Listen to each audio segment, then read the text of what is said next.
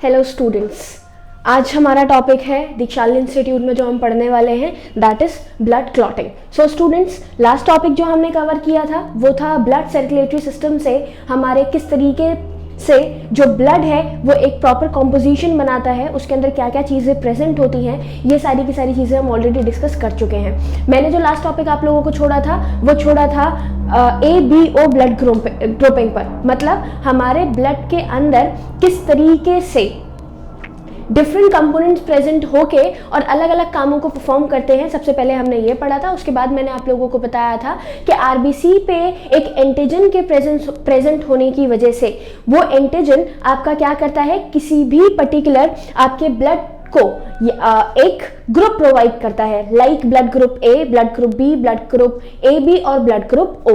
तो ये क्यों प्रेजेंट था? ये प्रेजेंट था आपका एंटीजन की वजह से।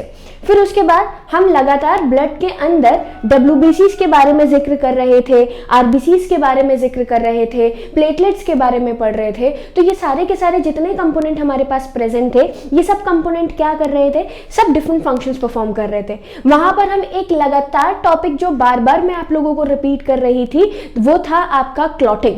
मैंने लास्ट क्लास में कई बार क्लॉटिंग वर्ड का जिक्र किया कि भाई क्लॉटिंग हम प्लेटलेट्स के थ्रू करते हैं। अगर मैं प्लाज्मा की बात करूं तो फिब्रिनोजन नाम का एक प्रोटीन वहां प्रेजेंट थी, मेजर प्रोटीन जो हमने पढ़ी थी वो क्लॉटिंग में रेस्पॉन्सिबल थी। फिर हमने प्लाज्मा में ही पढ़े थे कि कई सारे इनएक्टिव फैक्टर्स प्रेजेंट होते हैं जो कि क्लॉटिंग के लिए रिस्पॉन्सिबल होते हैं। नाउ क्वेश्चन इज कि ये जो क्लॉटिंग है ये अब एक्चुअली हमारी है क्या, तो समझेंगे। जब भी आप क्लॉटिंग के बारे में बात करते हैं तो क्लॉटिंग आपका एक ब्लड का बहुत ही इंपॉर्टेंट पार्ट है। मतलब कैसे? जस्ट लाइक कि अगर मेरे टैंक में या किसी वाटर बॉटल में मैं एक पिन से होल्ड कर दूं और फिर उसके बाद उस बॉटल को साइड में रख दूं तो धीरे धीरे धीरे धीरे धीरे धीरे जितना पानी उसके अंदर प्रेजेंट होगा वो लीक कर जाएगा। ओके, क्यों लीक कर गया? क्योंकि भाई होल प्रेजेंट था। सेम चीज अगर मैं बात करूं, जब हम कहीं गिर जाते हैं या हमारे लग जाती है, कोई वाउंड क्रिएट हो जाता है, कोई घाव हमारी बॉडी में बन जाता है, तो उस घाव के बनने की वजह से हमारा जो ब्लड है वो कुछ पर्टिकुलर टाइम तक तो बहता है, लूज होता है, फिर उसके बाद वो रुक जाता है। इसका रीजन क्या है? तो इसका रीजन है आपका क्लॉटिंग। मतलब जिस तरीके से एक बॉटल में पिन करने पे आपका पानी लगातार लीक होना शुरू हो गया और धीरे धीरे आपकी पूरी वाटर बॉटल, पूरा टैंक जो है वो खाली हो गया, इसी तरीके से आपकी बॉडी में भी ब्लड एक लिक्विड पार्ट है। आपके बॉडी में होल होने पे, आपकी बॉडी में आपका चेंज होने की वजह से ये पार्ट क्या हो जाना चाहिए? धीरे धीरे पूरे ब्लड को लॉस कर देना चाहिए, लेकिन ऐसा नहीं होता। क्यों नहीं होता? क्योंकि हमारे ब्लड के पास टेंडेंसी होती है कि कुछ टाइम के बाद वो जो वाउंड बना है, वो जो घाव बना है, उस घाव को वो पूरी तरीके से कवर करके और क्या कर दे, हमारे सेल्स को परमानेंटली रिपेयर करके और उस जगह से ब्लड के फ्लो को रोक दे। यही फिनोमेना, यही प्रोसेस आपका क्या कहलाता है? ब्लड क्लॉटिंग कहलाती है। अब ब्लड क्लॉटिंग एक चीज से कनेक्टेड नहीं थी। मैंने फिब्रिनोजन की बात बताई थी आप लोगों को, मैंने आप लोगों को क्लॉटिंग फैक्टर्स के बारे में बताया था, मैंने आप लोगों को आपका ये प्लेटलेट्स के बारे में जब हम बात कर रहे थे तो प्लेटलेट्स में भी मैंने आपको बताया था कि भाई क्लॉटिंग जो है वो प्लेटलेट्स के थ्रू होती है। तो ये क्लॉटिंग किन किन चीज़ों के थ्रू होती है, यही हमें यहाँ पर डिस्कस करना है। अब क्लॉटिंग है क्या, पहले सबसे पहले ये चीज़ समझेंगे हम। जैसे मान लीजिए मेरे किसी पॉइंट पे, मेरे एक हाथ पे या मेरे बॉडी में किसी भी पार्ट पे एक इंजरी हुई, वो जो इंजरी का पार्ट है, इंजर्ड पार्ट है, वो इंजर्ड पार्ट से ब्लड बाहर आता है। कुछ टाइम के बाद धीरे धीरे वहां पर एक डार्क एमोर्फस स्कम बन जाता है, एक डार्क कलर का रेडिश ब्राउन, या फिर रेडिश ब्राउन ही हम देखते हैं। पहले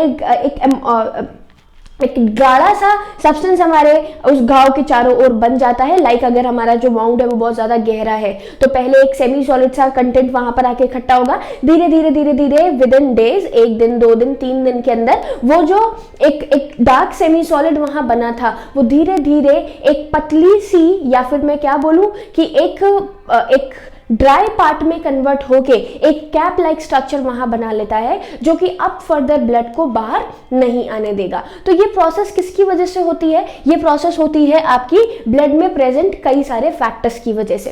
फिर उसके बाद मैंने आप लोगों को बोला था कि ये जो क्लॉटिंग है ये हमारे ब्लड में कभी भी इनसाइड द ब्लड नहीं होती। क्यों नहीं होती? तो उसका रीजन हमने पढ़ा था ल्यूकोसाइट्स में आपका हेपारिन।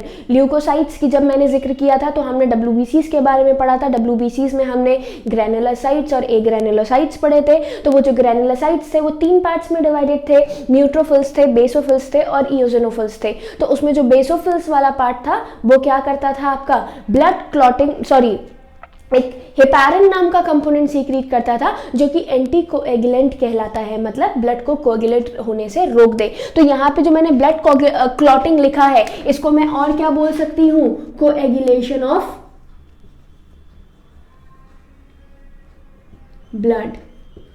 क्या है ये आपका, ब्लड का कोएगुलेशन। तो ये जो कोएगुलेशन है ये शुरू कब होता है, ये शुरू होता है बाय द इंजर्ड टिश्यू, मतलब जब भी कोई बॉडी का पार्ट इंजर्ड होगा, जब भी कोई बॉडी का टिश्यू इंजर्ड होगा तो उस इंजर्ड टिश्यू के पास आपका ब्लड होता है। ब्लड के अंदर प्रेजेंट होती हैं आपकी प्लेटलेट्स। तो जब भी आप प्लेटलेट्स को ब्रेक करते हो, प्लेटलेट्स को तोड़ते हो, तो इन प्लेटलेट्स को तोड़ने पर उन प्लेटलेट्स में से निकलता है आपका एक कंपोनेंट जिसको हम बोलते हैं प्रोथ्रोम्बोप्लास्टिन। ये जो प्रोथ्रोम्बोप्लास्टिन है बच्चों, ये प्रोथ्रोम्बोप्लास्टिन आपका किस फॉर्म में है, ये थ्रोम्बोप्लास्टिन एक इनएक्टिवेटेड फॉर्म में है जो कि किससे निकाला गया, प्लेटलेट्स के थ्रू निकाला गया। प्लेटलेट्स में ये थ्रोम्बोप्लास्टिन की फॉर्म में ही प्रेजेंट होता है या फिर इसको हम थ्रोम्बोकाइनेज भी कहते हैं।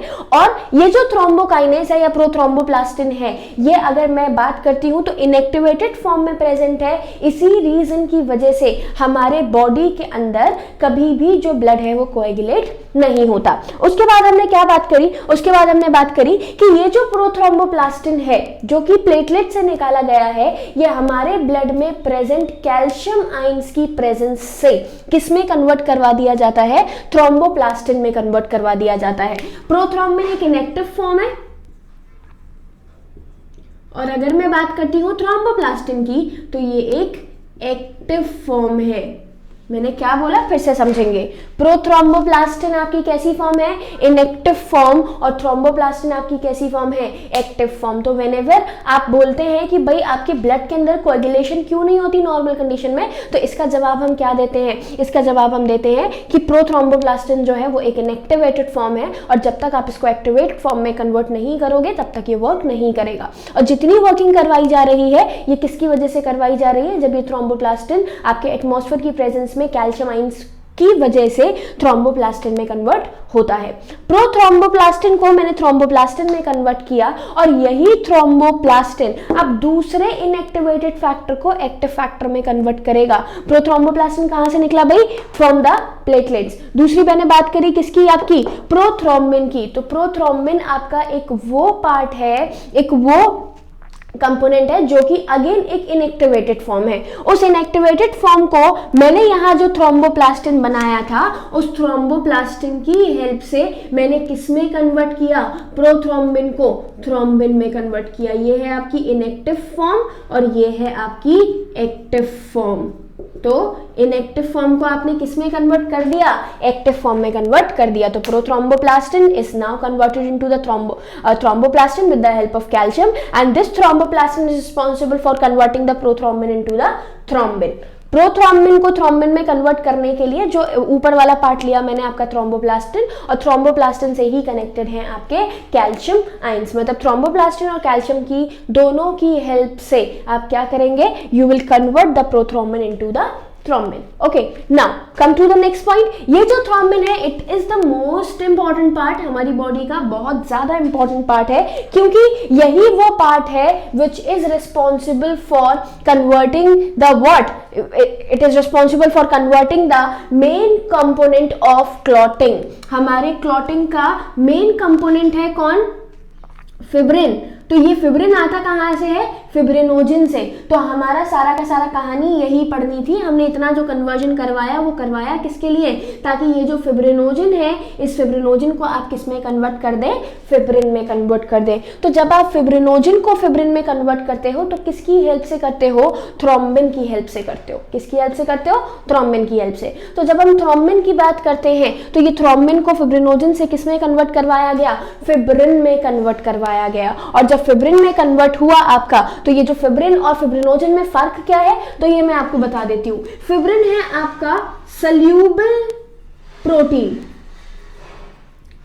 अगर आप लोगों को याद हो लास्ट क्लास में मैंने आप लोगों को जब ब्लड के कंपोनेंट्स के बारे में बता रही थी तो उस ब्लड के कंपोनेंट में मैंने क्या बोला था, उन ब्लड के कंपोनेंट में मैंने बोला था कि फिब्रिनोजन आर द प्रोटीन। और जब आप फिब्रिनोजन के प्रोटीन्स की बात करते हैं, जब आप फिब्रिनोजन के प्रोटीन्स की बात करते, फिब्रिनोजन एक प्रोटीन की बात करते हैं तो इसका मतलब क्या है, इसका मतलब यह है कि ये एक प्रोटीन है। और कैसी प्रोटीन है, सल्यूबल। सल्यूबल क्यों है, क्योंकि ब्लड में ये हमें दिख नहीं रही, अगर इनसल्यूबल फॉर्म में होगी तो ये ब्लड से अलग कर दी जाएगी किडनी की हेल्प से। मतलब बेसिकली अगर मैं बोलूं कि कोई भी ब्लड में एक इनसल्यूबल पार्ट अगर सर्कुलेट कर रहा है तो वो इनसल्यूबल पार्ट कंटिन्यूसली आपकी किडनी के थ्रू फिल्टर्ड आउट करके बाहर निकाल दिया जाएगा। ओके, जस्ट लाइक एक चाय में से एग्जैक्टली चाय में से टी लीव्स को क्या करना, अलग करना, इसी प्रोसेस के थ्रू इनसल्यूबल पार्ट को हम अलग कर देंगे। तो इस वजह से फिब्रिन हमेशा किस फॉर्म में प्रेजेंट है, सल्यूबल प्रोटीन की फॉर्म में प्रेजेंट है। तो सल्यूबल प्रोटीन को now I am converting into the fibrin. Fibrin क्या है आपका, फिब्रिन है आपके इनसल्यूबल मैश लाइक स्ट्रक्चर, या फिर मैं क्या बोलूं, इनसल्यूबल प्रोटीन। मतलब जैसे ये इनएक्टिव एक्टिव इनएक्टिव एक्टिव था, ऐसे ही सल्यूबल और इनसल्यूबल मैश, एक मैश जैसा स्ट्रक्चर जो कि हमारे किसी भी क्लॉट पे, इंजर्ड पार्ट पे, इंजर्ड टिश्यू पे आके क्या हो जाएगा, कलेक्ट हो जाएगा। और जब ये इंजर्ड टिश्यू पे आके कलेक्ट हो गया तो इंजर्ड टिश्यू पे आके कलेक्ट होने पर आपका हम क्या कर देंगे, सिंपल क्लॉटिंग वाला जो रीजन है उस जगह पे देखें ये फिब्रिन पॉलीमर और ये आपका क्या बन गया, क्लॉट। किस तरीके से बना क्लॉट, तो देखें ये सल्यूबल प्रोटीन्स थे,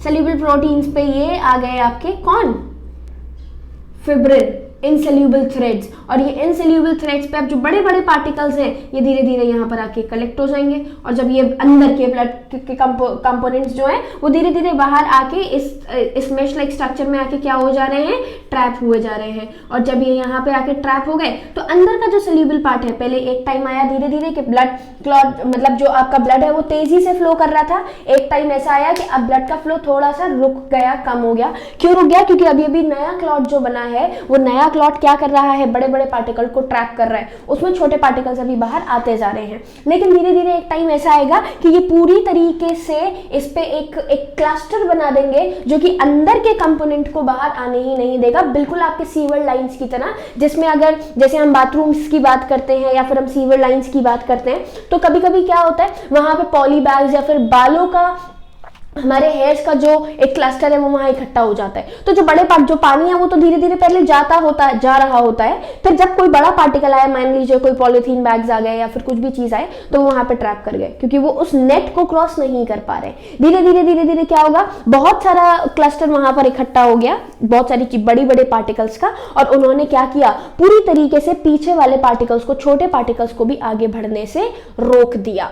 ओके, तो मैंने कल आप लोगों को एक चीज की जिक्र और करी थी कि जब हम बात करते हैं कि ये क्लॉट है, अब कभी कभी क्या होता है, आप तेज प्रेशर अगर इस क्लॉट पे डाल रहे हो, लाइक मेरे चिन पे लगी, तो चिन पे लगने पे यूजुअली इस एरिया को हम काफी इस्तेमाल, मतलब कभी हेड डाउन करने में या वैसे हम इस्तेमाल करते हैं, तो ये क्लॉट ना वापस से वेट हो जाता है। तो वो किसकी वजह से होता है, वो सीरम की वजह से होता है। आरबीसीज निकल चुके हैं, आपका प्लाज्मा ही प्लाज्मा बचा है, और उस प्लाज्मा से भी हमने क्योंकि फिब्रिन वाला पार्ट जो है वो एक्टिवेट कर दिया है, तो यहाँ से आपका क्या रिमूव हो चुका है, यहाँ से आपका रिमूव हो चुका है क्लॉटिंग फैक्टर्स। तो वो जो पूरा का पूरा क्लॉटिंग फैक्टर्स रिमूव कर दिया आपके ब्लड से, आरबीसीज वगैरह रिमूव कर दिए, वो जो लिक्विड अब बाहर आ रहा है वो क्या कहलाता है, आपका सीरम कहलाता है। तभी मैंने आपको बोला था प्लाज्मा माइनस क्लॉटिंग फैक्टर, मैंने कोई आरबीसीज वगैरह का जिक्र नहीं किया था। तो यहाँ पे आरबीसीज है, डब्ल्यूबीसीज है, इनकी भी क्वांटिटी जो है, आरबीसीज तो खैर होते ही नहीं है, डब्ल्यूबीसीज थोड़े से आपके छोटे होते हैं साइज में, आपके माइक्रो डब्ल्यूबीसीज मतलब बेसिकली बोले जाते हैं, तो इस वजह से वो कुछ क्वांटिटी में लिखेंगे लेकिन बहुत ज्यादा नहीं। प्लाज्मा से क्लॉटिंग फैक्टर्स जो हट गए वो आपका क्या बना देगा, सीरम बना देगा, और एक पर्टिकुलर टाइम के बाद आपका क्या हो जाता है, ये जो क्लॉट है ये ब्लड के फ्लो को रोक देगा। क्लियर। सेम चीज क्या होती है, कभी कभी हम लोग ने देखा है ये इंजरीज दो तरीके की होती है बच्चों। सबसे पहली चीज तो हमारी इंजरी की मैं बात, ये जो मैंने पूरा का पूरा जिक्र किया वो एक्सटर्नल इंजरी के किया। सेम चीज होती है आपकी इंटरनल इंजरी, कोई ब्लड वेसल्स के अंदर क्लॉट हो गया। एक तो है ब्लड वेसल के बाहर, मैंने बोला यहाँ पर ब्लड वेसल के बाहर कोई भी क्लॉट कोई भी इंजरी हुई तो ये वाला फिनोमेना अपनाया जाएगा। और सेम फिनोमेना आता है आपका inside the body. Inside the body मतलब कोई भी सर्कमस्टांसेस के थ्रू मेरे इंटरनल बॉडी के जो ब्लड वेसल्स है वो किसी तरीके से रप्चर कर जाते हैं। जैसे कि भाई आप लोगों ने ब्रेन हैमरेज के बारे में सुना होगा, क्लॉटिंग के बारे में सुना होगा, तो वो क्यों होता है, हमारे इंटरनल ब्लड वेसल्स के अंदर ही बस्टिंग हो जाना, और जब बस्टिंग हो जाती है तो उसकी वजह से आपका क्लॉट बन जाता है। और किसी किसी सिचुएशन में आप लोग ने देखा होगा, ये तो पार्ट हो गया आपका क्लॉटिंग बनाने का, जो कि नेसेसरीली हमें बनानी है ताकि ब्लड का फ्लो हमारा ज़्यादा ना हो।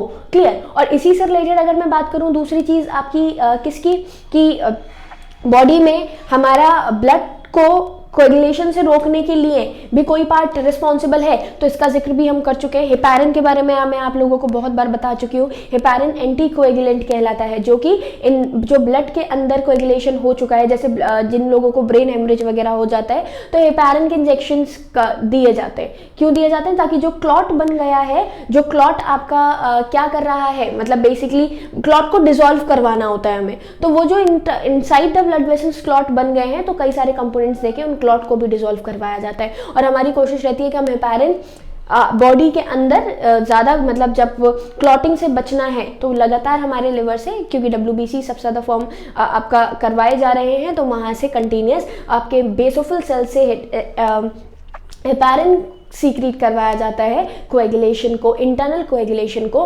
रोकने के लिए। और कई सारी स्टडीज़ में जब हम ब्लड क्लॉटिंग को पढ़ रहे होते हैं या ब्लड ग्रुप चेक कर रहे होते हैं तो उस कंडीशन में भी हम हेपारिन का इस्तेमाल करते हैं, ताकि आपके टेस्ट ट्यूब्स के अंदर का जो ब्लड है वो कोएगुलेट ना कर जाए स्टडी से पहले। तो ये पूरा का पूरा एक छोटा सा पार्ट है हमारा, बहुत ही क्विक जो हमने समझा वो क्या था आपका कोएगुलेशन ऑफ ब्लड।